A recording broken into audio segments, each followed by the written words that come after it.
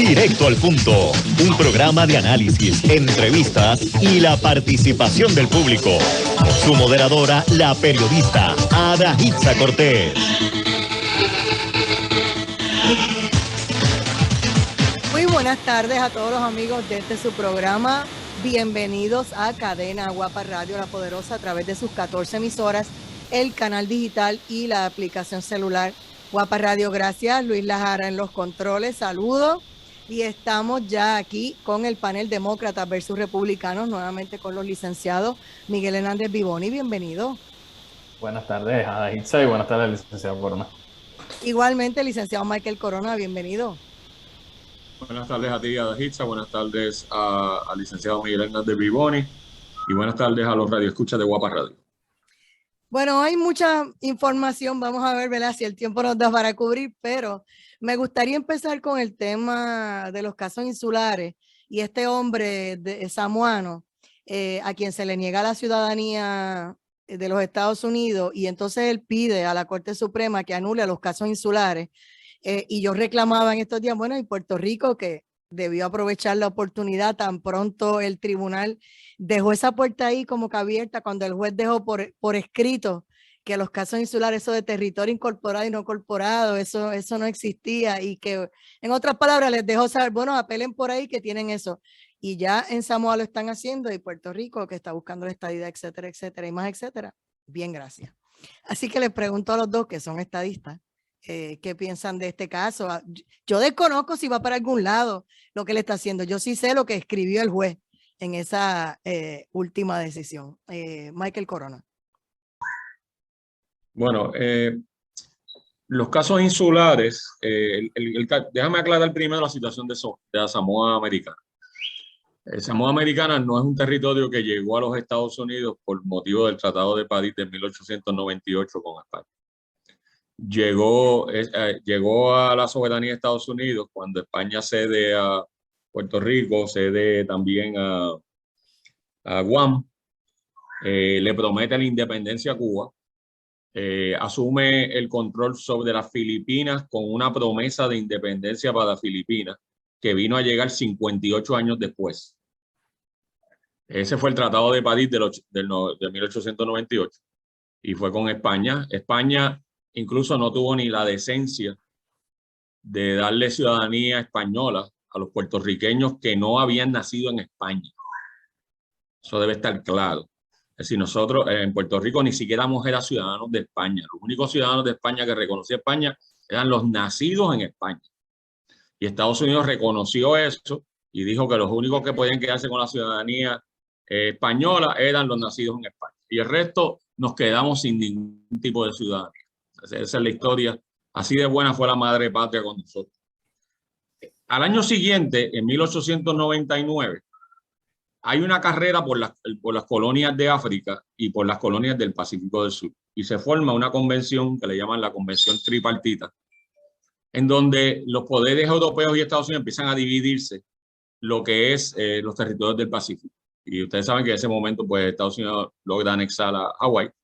Y entonces Estados Unidos se reúne con Alemania, que estaba loco porque se había quedado atrás en la carrera por las colonias, y se dividen a la Samoa. Hay una parte, la parte más grande territorialmente pasa a Alemania, porque Inglaterra había renunciado a ella, y la parte más pequeña pasa a los Estados Unidos. Estados Unidos, en Samoa, reconoce a los samoanos como nacionales de los Estados Unidos, pero no los reconoce como ciudadanos americanos. Una distinción legal poco dudosa. Yo no creo mucho en ella, pero esa es la situación. Así que este ciudadano de Samoa, que es ciudadano nacional de los Estados Unidos, no ciudadano, sino es nacional de los Estados Unidos, pues lleva un pleito en el tribunal de Utah. Adaitza tuvo la amabilidad de enviarnos el resumen de la reseña, que me ayudó un montón. Y entonces gana el caso en el Tribunal de Distrito Federal de Utah, porque él reside allí. Cuando llega el 10º circuito, el 10º circuito revoca, diciendo que bajo los casos insulares, y entonces él ahora subió al Tribunal Supremo y aparentemente tiene buenas posibilidades que el Supremo vea el caso. Los casos insulares no son otra cosa que una serie de casos que decide el Tribunal Supremo a raíz de la anexión y el proyecto colonial que Estados Unidos nunca había tenido en su historia, pero que empezó para los años 1898 y 99. Y esos casos básicamente lo que dicen es un tribunal altamente racista, abiertamente racista, un tribunal que piensa que los que no son europeos son personas inferiores. Y lo dicen así, es decir, los casos lo dicen así, nosotros somos una raza inferior, somos unos pueblos salvajes. Y cuando hablan de nosotros, estoy hablando de Guam, de Puerto Rico, de Samoa, de Cuba, de Filipinas, de todos los países que ellos, bueno, los países no, los territorios que ellos se quedaban con ellos. Y entonces esos casos se han quedado sin tocar y por alguna razón en Puerto Rico nadie le ha dado por cuestionar la composición racial de estos casos. No sé por qué no. Pero el juez Gorsuch, y lo había comentado en unos programas, que es un nombramiento de Donald Trump, del presidente Trump, escribe una opinión en el caso de Puerto Rico del Seguro Social Suplementario y dice, oye, esos casos son racistas y yo los invalidaría todos, pero como nadie me lo ha pedido, pues no lo voy a hacer. Parece que el ciudadano de la persona de Samoa o el abogado de él se dio cuenta, mira, leyó el caso y dijo, mira, que hay una ideita bastante buena. Y como a nadie en Puerto Rico se le ocurriría plantearlo, pues ahora el samoano que vive en Utah lo planteó. Así que eso está ante el Supremo de los Estados Unidos y espero que tenga un buen resultado porque a mí no me hace mucha diferencia. Estados Unidos tiene una desorganización total en su territorio. Eso de incorporado, no incorporado, todo eso es un embeleco. Estados Unidos tiene que arreglar ese problema que viene del colonialismo y de la falta de experiencia administrando colonias, que la tiene, que Inglaterra la tiene y Francia la tienen como expertos. Y entonces Estados Unidos tiene que hacer algo uniforme aquí. Y creo que es un buen momento para hacerlo. ¿Qué nos dice Miguel Hernández Vivoni? ¿Cómo lo ves? Mira, yo creo que el licenciado Corona dio un resumen fáctico completo de lo que es el caso. Y básicamente este caso lo que plantea es esa diferenciación que hizo ese tribunal racista, que ha sido una de las páginas más oscuras del Tribunal Supremo de los Estados Unidos, y que todavía jueces, tanto republicanos como demócratas, lo utilizan para seguir como su ratio decidendi cuando deciden cosas sobre los territorios. Y a mí me estuvo bastante esperanzador la opinión de Gorsuch cuando dijo, si a mí me hubiesen presentado el caso de Puerto Rico utilizando para revocar los casos insulares, yo lo hubiese revocado, pero nadie me lo pidió. Y yo creo que eso es un rayito de esperanza. Porque inclusive la jueza Sotomayor utilizó los casos insulares para tratar de revocar el caso que se le llevó. Y dice, tú esperarías que inclusive la jueza Sotomayor hubiese dicho esos casos no sirven, pero ella utilizó esos casos para decir que Puerto Rico tenía acceso y los residentes. Así que yo espero que ese caso, como dice el licenciado Corona, traiga luz y obviamente no se vayan por la misma línea del caso del 2015 de Tauo, que es básicamente también de un residente de Samoa, donde el tribunal no entró a tomar y no hizo el cese horario. Estaba leyendo en Twitter precisamente que alguien escribía, bueno, si vas a eso a favor de este señor, olvídate de la independencia, olvídate de la colonia, salimos de todo esto y la estadidad va a llegar, etcétera, etcétera. Y quiero escucharlos a los dos porque Miguel Hernández Vivoni, ¿qué piensas de esa? Mira, yo creo que ese caso, si lo deciden como yo esperaría y como el juez Gorsuch decía que quisiera revocar esos casos, lo que hace es reivindicar a la nación de la que somos nosotros ciudadanos. Decir nuevamente, mira, eso de que era incorporado o no incorporado, ese invento que se hicieron, que eliminó lo que eran las ordenanzas del 1789 y todo aquello que era la organización de futuros estados, volvería a plantearse como era en sus inicios y a lo que era la raíz de nuestra nación como una democracia perfecta. Así que yo esperaría que eso cambiaría y obviamente ayudaría mucho el caso de Puerto Rico. Michael Corona, licenciado. Bueno, el Tribunal Supremo de los Estados Unidos ciertamente ha metido las patas de manera garrafal en la historia, pero tienen una forma de buscarle la vuelta y rectificar. Les voy a dar varios ejemplos. Hay un caso que se llama Dred Scott, claro que no saben de esto. Y Dred Scott decide, antes de la Guerra Civil, que los esclavos negros no eran personas, eran propiedad, y que por lo tanto, pues, si se escapaban, los podían recobrar como se recobra una propiedad, un carro, lo que fuera. En aquel tiempo no habían carros, porque era en 1856. Pero básicamente son propiedad, y como propiedad, pues usted lo puede revocar. Obviamente, eso pues se fue al piso con la guerra civil y se fue al piso con la 13ª, 14ª y 15ª enmienda de los Estados Unidos que prohíbe la esclavitud, reconoce el derecho al voto, impide la discriminación por raza. También Estados Unidos tuvo una situación donde el Tribunal Supremo también avaló los campos de concentración de los japoneses que puso Franklin Delano Roosevelt, el presidente que más elecciones ha ganado, un demócrata que revolucionó el Partido Demócrata en Estados Unidos en los años 30, pero que metió a los japoneses y los japoneses americanos, es decir, personas de ascendencia japonesa en campos de concentración, una barbaridad. El Tribunal Supremo lo había avalado y luego se dio cuenta y reconoció que había que compensarlo. Y el otro caso es el caso de Plessy versus Ferguson, que dice que las facilidades públicas para personas negras y blancas están bien siempre que sean separadas pero igual, separate but equal. O sea, si la fuente de agua está en el lado de los negros nada más tomar y la de blanco, no hay problema con eso porque es lo mismo, pero están separados. Es de otra barbaridad más que fue revocada. Así que hay una posibilidad que puedan revocar esto. Eso no significa, contestando tu pregunta, Dajiza, que va a llegar al estadio. Lo que significa es que va a eliminarse el análisis de territorio incorporado y no incorporado, y de ahí entonces tenemos que tomarlo y obviamente usar la inventiva y el proceso político para tratar de llegar a esta estadidad. Porque una cosa no trae la otra, pero es un paso adelante. Cambia el juego, muchachos. Vamos a ver, cambia para ustedes el juego sustancialmente. Para mí cambiaría el juego, pero todavía nos queda el proceso político de Puerto Rico y el trabajo político que hay que hacer en Estados Unidos para poder en realidad lograr el cambio. Eso es correcto. Y yo creo que obviamente aquí hay muchas fuerzas en Puerto Rico que habría que empezar a alinearlas y que hay que cambiarlas. Y que uno a veces está en el mismo sitio donde uno está y esas fuerzas hay que moverlas y cambiarlas.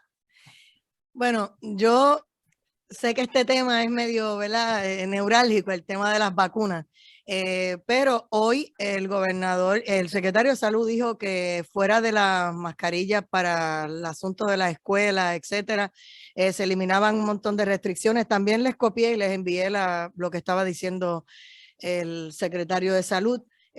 Y por el otro lado veo que hubo una actividad multitudinaria por las Justas Ley en Ponce. Había miles de estudiantes brincando y saltando y disfrutando de un evento. Y entonces, después de ver los videos, el epidemiólogo le dice a ellos, mira, deberían todos hacerse pruebas y demás. Y la gente estaba reclamando, bueno, pero es que ha habido un número de actividades. Nosotros los jóvenes dejamos los chavos aquí, disfrutamos y ahora nos están entonces acosando o persiguiendo. De todas maneras, el resumen de esto es, y también estamos viendo los videos en China, la gente se está muriendo de hambre porque no los dejan salir de sus apartamentos, están pasando ciertas cosas, están hablando ahora de que ya por ahí viene otro virus, están hablando de hepatitis, están hablando de nuevas vacunas, vimos a Bill Gates hablando y dando una información de que él va a contratar a 3,000 personas que van a estar educando al mundo sobre estos temas de las vacunas porque ya él tiene unas patentes y unas nuevas vacunas que nos van a imponer y obligar a ponernos. Así que ante esta situación y lo del COVID, yo quisiera una reacción, ¿verdad?, lo más honesta y diáfana posible de ambos, porque la situación estriba en que estamos en un gobierno donde el gobernador es demócrata, los demócratas están impulsando unas cosas, pero por el otro lado, como estadista y por muchísimas cosas, uno no esperaría ciertas políticas que él ha impuesto. Y pues nada, quiero saber la reacción de ustedes. Si Miguel quiere empezar primero.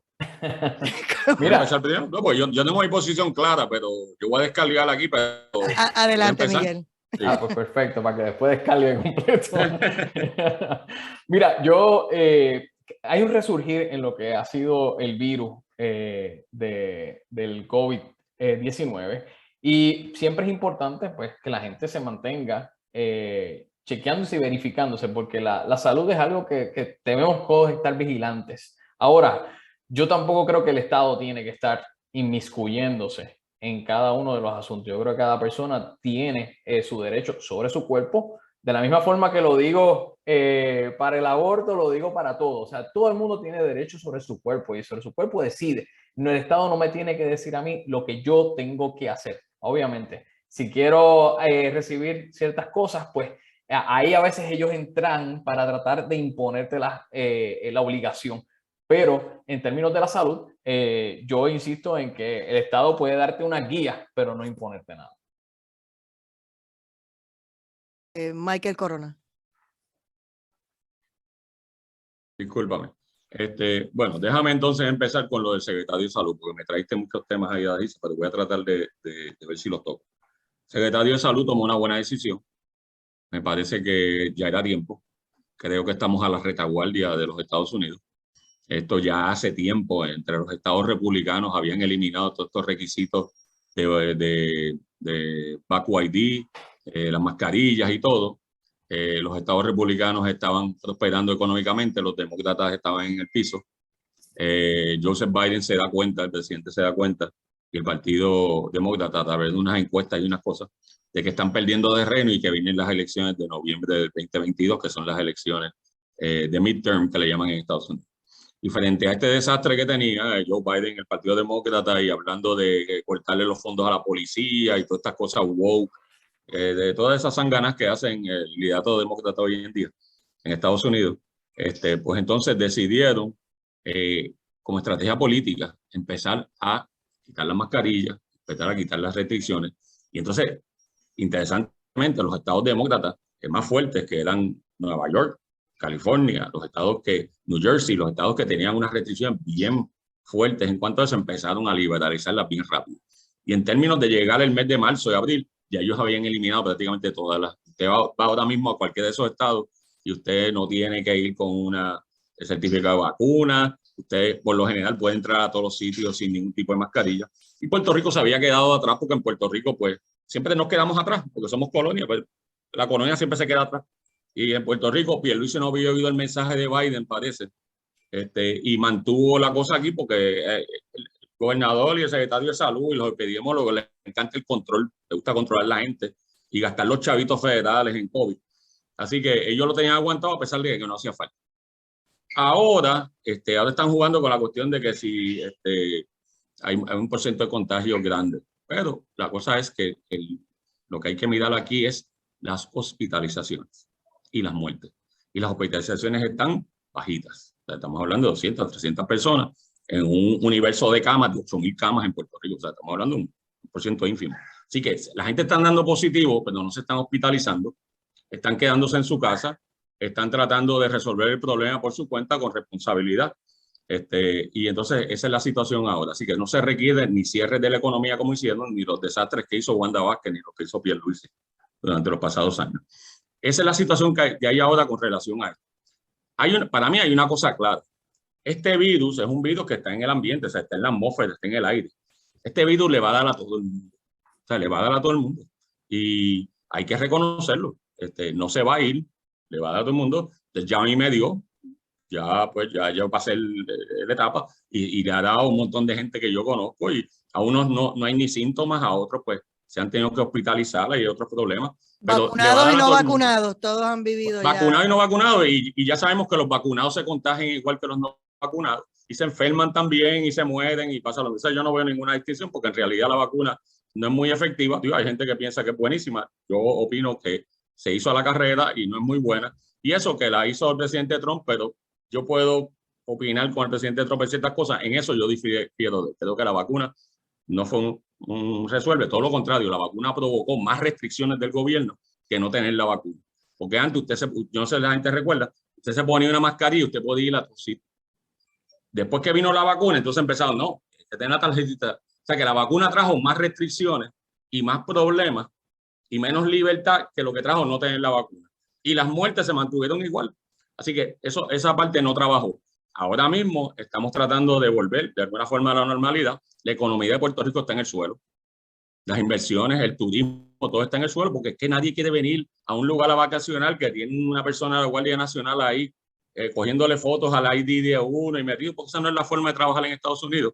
Y aquí se perdió muchísimo dinero en turismo, se perdió muchísimo dinero en términos de la economía. Y a la misma vez, pues no había el estado de emergencia que crearon. Así que por ese lado, me parece, le doy la bienvenida al anuncio del secretario de Salud. Ya era tiempo que lo hiciera. Y entonces, para terminar, para que pueda hablar también Miguel, los epidemiólogos quedaron, para mí, fueron un desastre en Puerto Rico. Y lo tengo que decir francamente. Un epidemiólogo no es un médico. es un estadístico de la salud. Y muchos de ellos se han arrogado como si fueran personas electas por el pueblo las decisiones sobre cosas que le tocan a los funcionarios electos y que quizás yo no tendría ningún problema si es un funcionario que el pueblo eligió, pero sí tengo un problema cuando viene una persona que es un burócrata que nadie eligió, que es un estadístico, a decirme a mí qué yo voy a hacer con mis hijos o qué voy a hacer en tal y cual cosa. Y agraciadamente, y tengo que decir una cosa positiva, porque yo he criticado muchísimo a Mellado aquí, desautorizó a la epidemióloga Marzán en una ocasión y también echó al suelo el llamado reglamento del 30 de mayo que quería que todo el mundo usara mascarillas en todos los sitios, desautorizó eso también. Y lo mismo que yo criticaba aquí en el programa de Mellado, le tengo que reconocer por lo menos esa valentía de haber hecho esas dos cosas, porque vean, hay que reconocer las cosas cuando se hacen bien. Y uno no puede estar criticando todo el tiempo. Así que yo lo aplaudo por esa decisión. Hay un refrán que dice no se puede ser canalla y hay que reconocer las cosas y cuando está bien y lo que está mal está mal. Y esto es un panel de demócratas y republicanos, no siempre van a coincidir, tal vez como estadistas en algún punto sí, en otros son totalmente opuestos, ¿verdad? Como el agua y el aceite, pero ahí vamos. Y obviamente eso es uno de los temas, la forma en que estaban bregando, ¿no? Pierluisi y Wanda Vázquez, todo esto de la pandemia, versus lo que la gente hubiese esperado. Vamos a una pausa y regresamos en breve. Esto es Directo al Punto.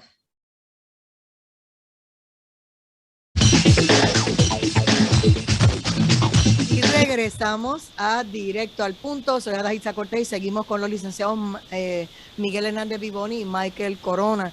Y les dije que cuando regresamos de la pausa quiero hablar de la ley 22, las vistas públicas que se llevaron a cabo en el día de hoy, que comenzaron.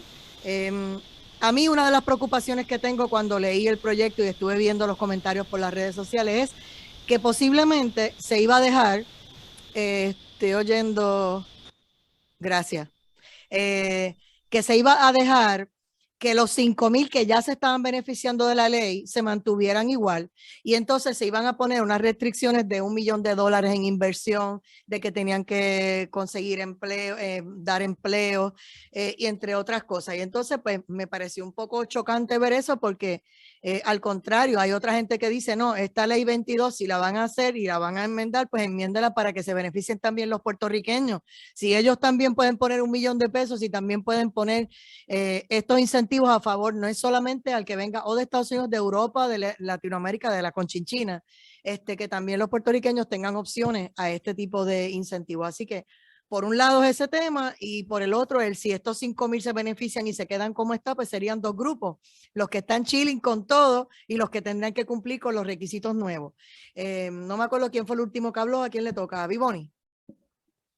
Sí. Adelante.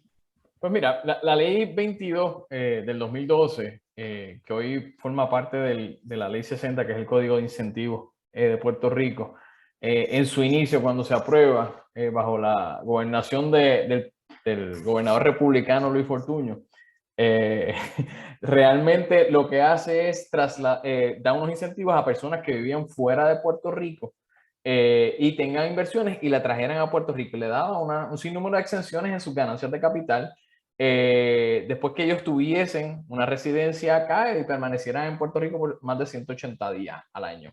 La realidad es que tuvo el efecto de tener la pérdida de empleo, se supone que creara nuevos empleos y se ayudase en lo que había sido la caída del el sector inmobiliario en Puerto Rico.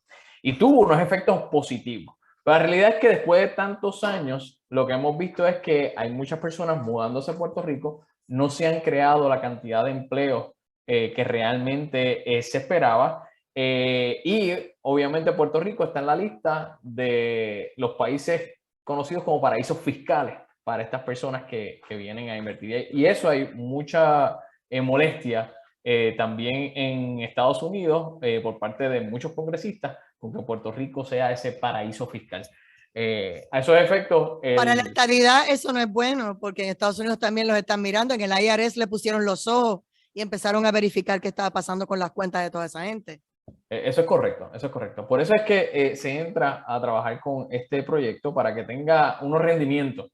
Y obviamente el proyecto lo que está planteando es que haya una tasa sin impositiva de un 10% a aquellas personas que invierten $1 millón, de $1 millón hasta $2 millones.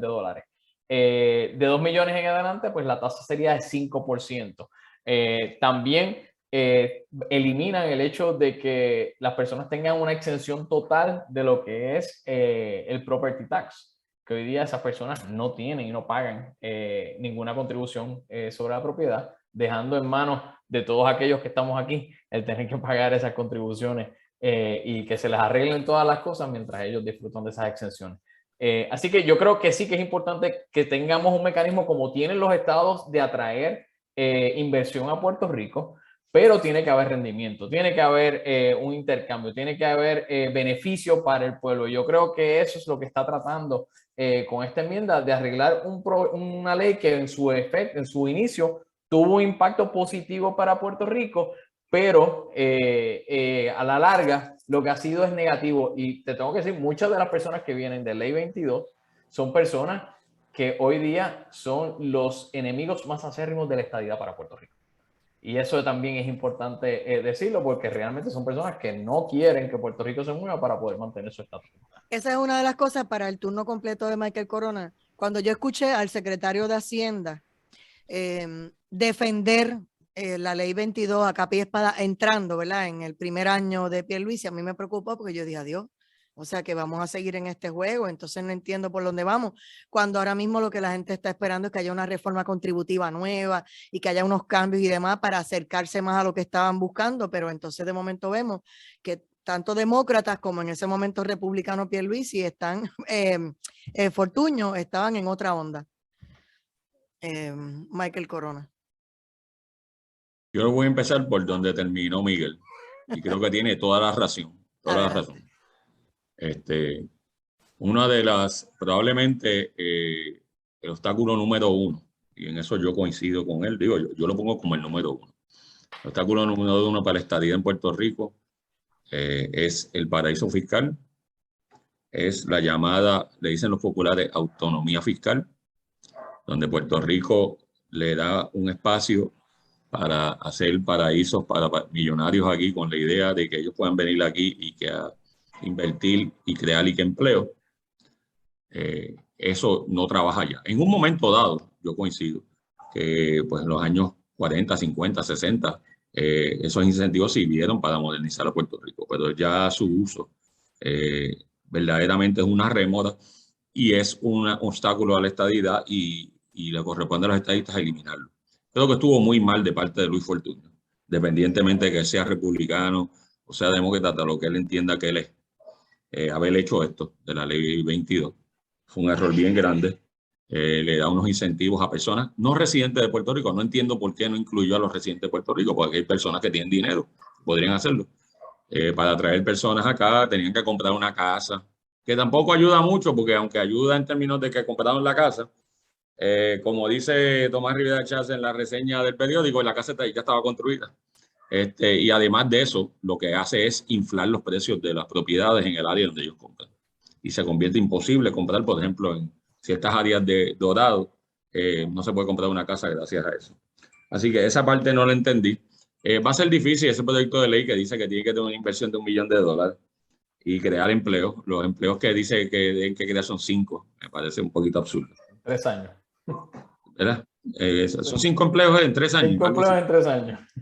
Tremendo. 5 esos 5 empleos, ¿tú sabes cómo? Va a ser 1,5 por año. Mira, ¿sabes cuáles son esos 5 empleos? El que te limpia la casa, el que te corta la grama y algunos 3 más. Y ahí ya tienes los 5 empleos. Todo lo demás te lo llevas para tu casa. Bien. Los chavitos para el bolsillo, dale. Bueno, habiendo analizado la cuestión del paraíso fiscal y cómo hay que eliminar todas esas exenciones especiales, y a eliminarlas todas. Y el legislador del PNP que lo haga no es estadista y está poniendo trabas a la estadidad. Voy a pasar brevemente a lo que yo entiendo que es el problema de Puerto Rico desde el punto de vista económico. Puerto Rico tiene demasiadas reglamentaciones, tiene demasiadas agencias reglamentando, tiene demasiada burocracia. Los permisos son casi imposibles de conseguir. Hay que estar buscando certificaciones para arriba y para abajo. La burocracia es lenta, es ineficiente. La gente que reglamenta los permisos para pequeños negocios lo que hacen es poner trabas y buscar la forma de que usted no abra el negocio.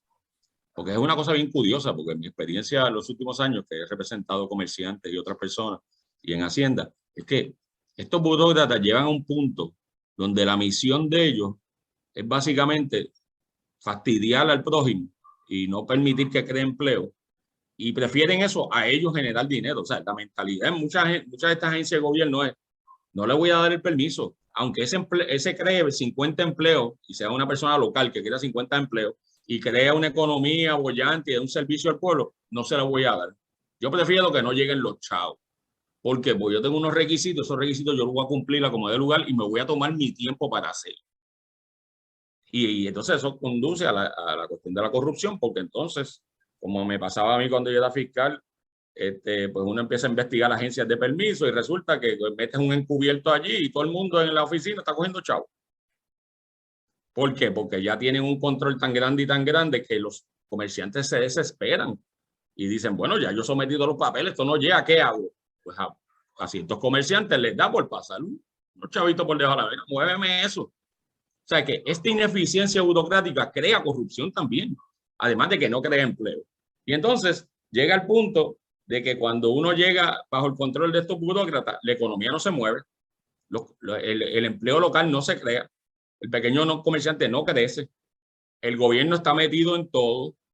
Y entonces, para eliminar esta situación, hay que empezar a eliminar agencias y reglamentos burocráticos y empezar a agilizar esto para que las personas puedan empezar a trabajar. Y eso es un incentivo local que usted no necesita traer a nadie de afuera para hacerlo.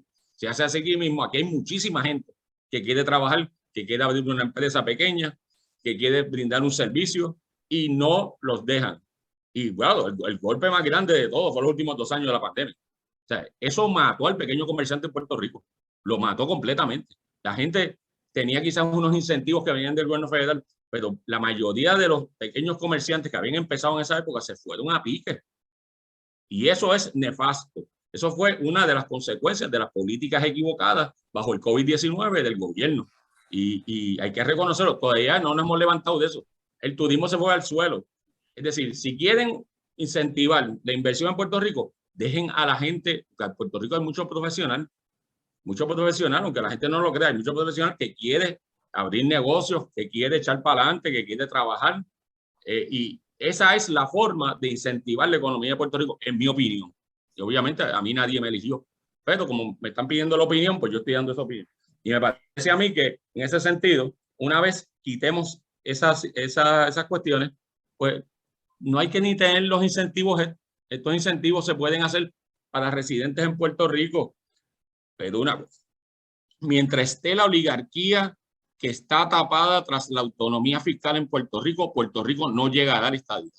Porque esa gente van a ser la gente que va a vetar la estadía en Puerto Rico desde el punto de vista político. Han hecho campaña en el Congreso para darle estadidad, van a seguir haciéndola, porque ellos sienten que si entra el IRS aquí, si empezamos a pagar contribuciones federales y se les quita el paraíso fiscal, ellos van a perderlo todo, y ellos son las fuentes más poderosas que nadie ve, porque no los ve usted en ningún sitio. Están por ahí, pero nadie los ve, y son los que gobiernan a Puerto Rico en realidad. Miguel Hernández Vivoni.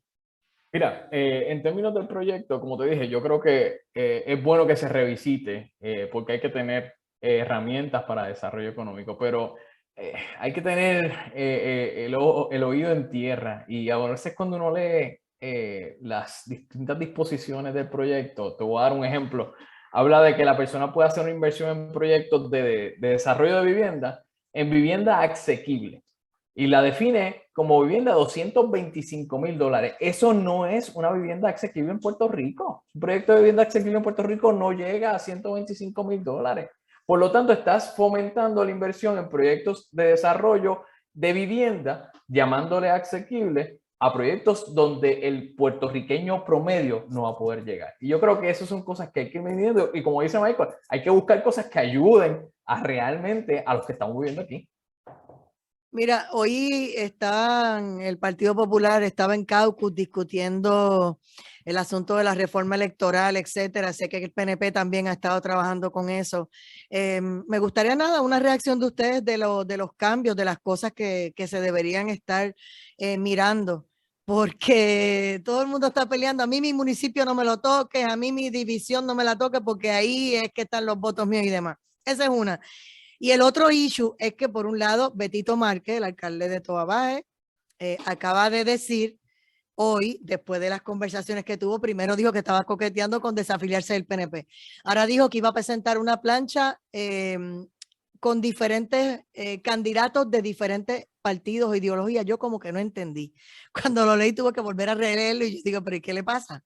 O sea, pues, y por el otro lado está Luis Raúl, que se fue del PPD. Así que Pierluisi decía, no, en mi partido eso no pasa, y resulta que no pasaron 48, 72 horas que sale el alcalde de Toa Baja. Pues yo sí me quiero ir. Así que los dos partidos están en las mismas. El alcalde de Cagua también estaba amenazando al Partido Popular, ya Luis Raúl se fue, y entonces hay una alianza que viene por ahí de Victoria Ciudadana con el PIB, que se están uniendo para trabajar con candidatos para alcaldías, candidatos a la legislatura. Pues bueno, si yo pongo un candidato aquí, tú no pones el tuyo allá, para que entonces podamos llenar el Capitolio y las alcaldías de gente independentista y de nuestro movimiento. La opinión de ustedes, porque eso es un enredo que está pasando ahora mismo. Sí, el problema principal aquí, la base de todo este problema, es la enorme burocracia gubernamental de Puerto Rico. Yo creo que hay 78 municipios, hay que eliminar como 70 de ellos. Porque cada municipio es un kiosco y cada kiosco tiene su grupito, y ese grupito vive del gobierno y del pago del contribuyente, y se compone de gente que ayuda al político a llegar al poder, lo ayuda a pasquinar, lo ayuda con el sistema de sonido, corre las carreteras, comisarios de barrio y todo ese tipo de cosas, y entonces espera a cambio de ese trabajo porque se le gratifique en el momento que gane el candidato.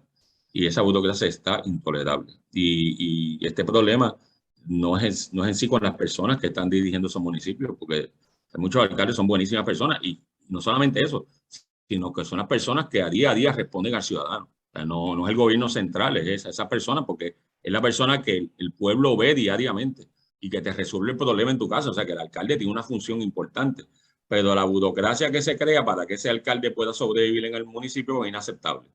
Y entonces, por un lado, hay que balancear y darle un poder local a las personas que están tratando de ayudar en el día a día al ciudadano. Y la realidad es que hay alcaldes que definitivamente ayudan muchísimo. Y yo no estoy hablando de ellos, estoy hablando del sistema en sí. Y el sistema, como es tan burocrático y el alcalde también necesita mucho el gobierno central, pues entonces se ponen a hacer cosas que quizás no están dentro de la ley y le causan problemas tratando de resolver problemas a la gente. Así que es una situación que hay que reformarla. Yo creo que hay una forma de hacerlo, eliminando las cuestiones de los municipios, eliminando también a la misma vez crear una estructura municipal que sea más autónoma y que no dependa de los permisos y las autorizaciones del gobierno central, de alguna forma, para que cada uno pueda desarrollar sus destrezas allí y no estar pidiendo, igual que le pasa al comerciante, huele 1000 permisos para poder hacer una cosa. Y que sea más ágil y responsiva. Quizás hacerlo también con el sistema computarizado que hay ahora, pues que el pueblo pueda ver las finanzas en el día a día de estos municipios, en que los contratos estén en una página, que usted pueda ver dónde está invirtiendo el dinero del contribuyente, el liderato local, y se pueda responsabilizar, separar las elecciones estatales de las municipales, si le queremos hacer eso, porque creo que ya están básicamente separadas. La gente no está votando por el mismo candidato muchas veces a nivel local de lo que votan por el candidato a gobernador o la legislatura. Ya está ocurriendo. Pero eso se tiene que afinar un poquito más, porque la dinámica es distinta y hay que reconocerla así. Y entonces esos problemas los digo dentro de un marco de una estructura municipal que ahora mismo está en su peor crisis. Este señor Santa María y la compañía de asfalto han creado una crisis al por mayor que no se van a poder levantar los alcaldes de aquí. Le han entregado todos los contratos de basura, yo no sé si son 40, yo no sé cuántos son, no me he puesto a estudiar eso, pero uno a uno van cayendo. Y como estos contratistas, hay otros también. Y muchos de ellos, por ganarse los millones de pesos que provienen de eso, hacen cualquier cosa. Y hacer cualquier cosa significa que dan chavos por debajo de la mesa, compran gente, se meten al bolsillo a los funcionarios electos. Los funcionarios electos aceptan eso, digo, los débiles aceptan esas situaciones. Y entonces ahora tenemos una situación donde están muchos de los alcaldes a punto de ir presos. Pero entonces, una cosa que nadie quiere hablar, pero yo me gusta hablar de las cosas que nadie quiere hablar. Los contratistas, como pasó en el caso de Víctor Fajardo y otros casos, contratistas salen bien. Nadie son los tan toca. culpables y a ellos no los tocan. Mira. Nadie los toca. Ellos se quedan con los chavos, ponen testaferros a dirigir las compañías, siguen con los millones de pesos, les dan 1 año y medio y después lo mandan a un club fed de eso, que tienen hasta todas las facilidades como si fuera un resort en el gobierno federal. Y salen y regresan aquí a gastar los millones que han ganado y a volver a encabullar y tirar. Le tengo noticias a los dos. No hay ambiente ahora mismo para eliminar municipios. Lo que hay ambiente es para ajustar, bueno, pues estos pueblos van a votar todos estos para tal cosa en distrito, ¿verdad? O para los, ¿cómo se llama? Ay, virgen, se me olvida, no es por distrito, los otros. Senador y representante por acumulación. Gracias, de momento se me fue la palabra. Pero definitivamente en esa mogolla sí hay muchas situaciones y lo de los alcaldes, obviamente falta una lista larga aparentemente de los arrestos. Miguel Hernández Vivón. Mira, coincido que hay que hacer una reforma grande de lo que es la criatura de la Asamblea Legislativa, que son los municipios. Los municipios son criaturas de la Asamblea Legislativa, así que tiene que haber una reforma cambiando, permitiendo que esos consorcios que se crean, que tienen poderes limitados, pueda haber una mayor cooperación donde podamos eliminar tanta burocracia como muy bien plantea Michael, que no haya que tener áreas administrativas en todos los municipios, sino que todo eso se pueda combinar y hacerlo más fácil para el ciudadano y poder brindar los servicios. Pero coincido contigo, no hay voluntad política en estos momentos para eliminar ningún municipio. En términos de lo que estabas planteando, el problema que hay con los partidos mayoritarios, eso el que lo niegue pues está ciego, no quiere ver, porque realmente hay una molestia con los partidos mayoritarios, hay una incomodidad, lo vimos en el resultado de las elecciones pasadas con ese voto a la gobernación, y yo creo que o los partidos cambian, buscan la manera de realmente llegar a las personas, o si no pues vamos a seguir viendo ese fraccionamiento de los partidos mayoritarios y el resurgir de movimientos y de componendas como el que está haciendo el Movimiento Victoria Ciudadana con el PIB, tratando de enmendar el código electoral para ellos poder hacer esos convenios donde tengan el candidato a gobernador en un lado, el candidato en San Juan en otro, y poder así acceder al poder y tratar de hacer cosas que ellos dicen, lo que tanto pelean con el Partido Popular y el Partido Nuevo Progresista, pues ellos quieren hacerlo. Quieren ser supermayoría en las próximas. Y juran que van a ganar a San Juan y otras alcaldías, así que ya veremos. Algo más que se les haya quedado a ambos. Comentando lo que estaba diciendo Miguel, estos partidos nacen por el derrumbe y colapso total del Partido Popular Democrático. Estas son personas que no son, la mayoría de ellos no son estadistas, son antiestadistas, porque yo siempre te lo he dicho, en Puerto Rico hay 2 movimientos nada más, el movimiento estadista y el antiestadista. Los antiestadistas están todos agrupados, ellos son una especie de mogolla, una melcocha que son gente que no quieren ser Estado, pero ellos no saben qué quieren hacer. O sea, ellos quieren guisarse el erario, porque quieren repartir el bacalao, pero ellos quieren dejar a la gente pensando que ellos van a hacer algo y no van a hacer nada. O sea, y esa es la realidad. Y entonces, a raíz del colapso del Partido Popular, pues estos grupúsculos han salido y entonces pues ahora se han envalentonado más porque como el PNP lo ha hecho tan mal, pues entonces están creciendo un poquito, pero crecen del mismo sitio. Y el mejor ejemplo de eso es el Movimiento Victoria Ciudadana que estaba comentando Miguel. Esto es un partido que no tiene ningún tipo de dirección, es una cuestión de cultos de personalidad, no asumen posturas en cuanto a qué quieren hacer con el estatus, es decir, no dicen básicamente nada y entonces están tratando de cosechar tanto el movimiento independentista, que no entiendo por qué siempre está haciendo alianza con los populares cuando los populares los destruyeron a ellos. Eso no lo entiendo, pero los independentistas están enamorados de los populares por alguna razón. Pero es lo mismo. Tema es que del próximo panel. Por eso, son antiestadistas y como son antiestadistas, pues los independentistas que saben, o que no saben porque no han leído historia, que saben que el Partido Popular los destruyó, ahora están abrazando el Partido Popular. Bueno, no hay Se nos acabó el tiempo, pero lo cierto es que en América Latina está arropando el socialismo y el comunismo. Lo que queda es Brasil, Paraguay, Colombia, que vienen a elecciones ahora, Brasil y Colombia, y están bien cerquita los separatistas para llevárselo. Así que parece que están mirando para Puerto Rico y están hasta invirtiendo chavos y buscando la forma de meter la independencia como sea, y están dorándonos la píldora. Así que ojo avisor, el que no quiera hacer la separación de los Estados Unidos, abra los ojos, la mente y los oídos. Si no, pues, si no toca tierra, ¿verdad? Pues puede pasar una desgracia aquí. Gracias, licenciado Miguel Hernández Vivoni, licenciado Michael Corona. Hasta el próximo martes y nosotros pausamos y regresamos. Esto es Directo al Punto.